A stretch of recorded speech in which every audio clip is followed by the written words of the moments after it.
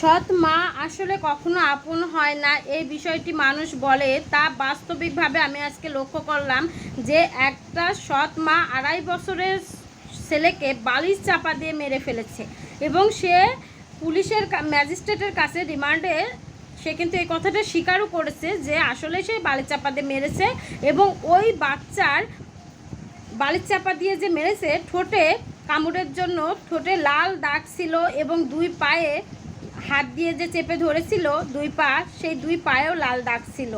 তার মানে কতটা নির্মম হলে 2.5 বছরের একটা সন্তানকে একটা সৎ মা বালিশ চাপা দিয়ে মারতে পারে। তার মা কিন্তু তার বাবার সাথে থাকে না, আপন মা। সে শুধু তার বাবার সাথে সাক্ষাৎ করতে গিয়েছে, দেখা করতে গিয়েছে, বাবা দেখা করতে চেয়েছে তাই। আর এই সুযোগে সৎ মা তাকে বালিশ চাপা দিয়ে মেরেছে। মানুষ এতটা নির্মম, এটা না দেখলে বোঝা যাবে না।